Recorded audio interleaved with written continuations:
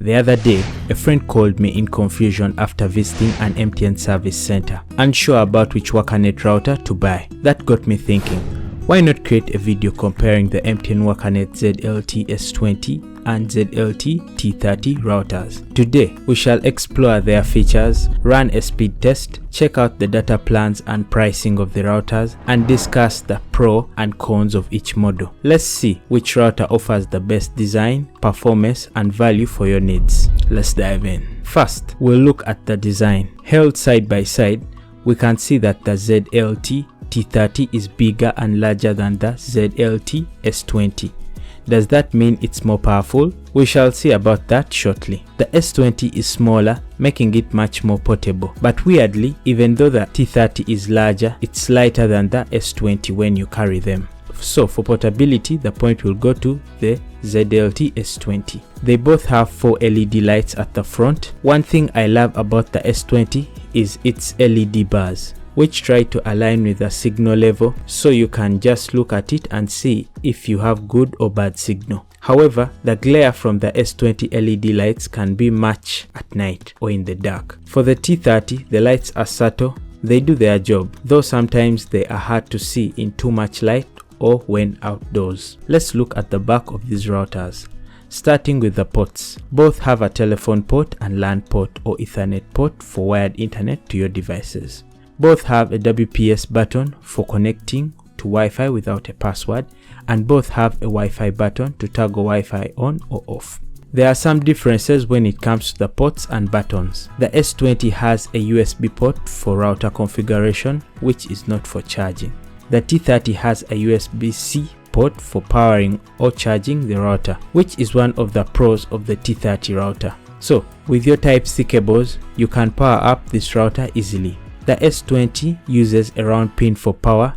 I'm not sure what it's called, so anyone who knows can let me know in the comments. Let's open them up and compare the batteries. The ZLT S20 has somewhat inbuilt battery that can be detached, though not easily.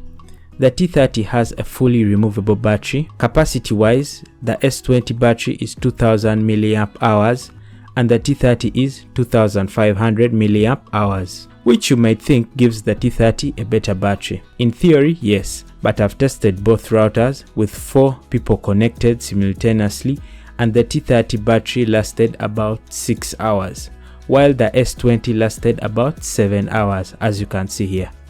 So, better battery performance on the smaller one, but results will vary depending on the number of users connected. Both use a SIM card for network and have reset buttons to return them to default settings if something goes wrong.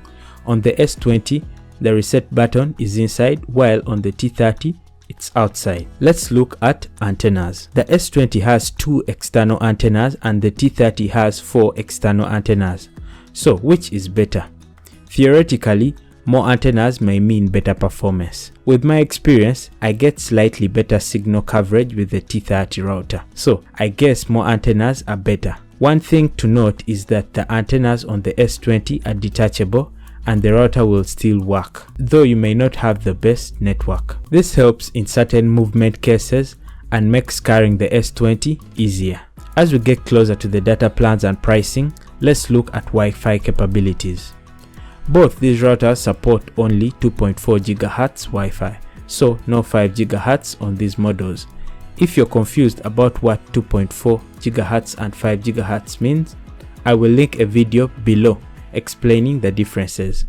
With the MTN software on these routers, you can connect up to 16 devices. Are you finding value so far from this video? Hit the like button. On to speeds and performance. Both routers are 4G Cat4, which means they both support download speeds of up to 150 megabits per second and upload speeds of up to 50 megabits per second. So speed wise, these routers are the same. It's just up to the internet service provider and the plan you buy. Let's look at some software features. The software on the ZLT S20 and T30 is the same. So setup is similarly easy. You can create a guest network on the S20 router, though I noticed with the T30 the option for an extra Wi-Fi network isn't available. You can access USSD and SMS directly on the router, which is a plus for these routers. Both have MAC filtering, so you can control who has access to your router. Now, let's look at the data plans and prices. As for now, both routers are given out for free in Uganda. All you have to do is buy any unlimited internet bundle of at least 130k. The internet available for these routers includes unlimited and bundle plans. Here are the plans and bundles available for the routers. I will also leave a link below in case they are updated by MTN Uganda, so you can see which one to buy based on what best fits you. If portability is a priority, then the S20 may be your best fit. If wider signal distribution is your thing, then the T30 may work best for you. Otherwise, they have a lot in common with just a few differences. If you want to watch the full review of each router, here are the videos. Choose whichever you want to watch. Catch you there.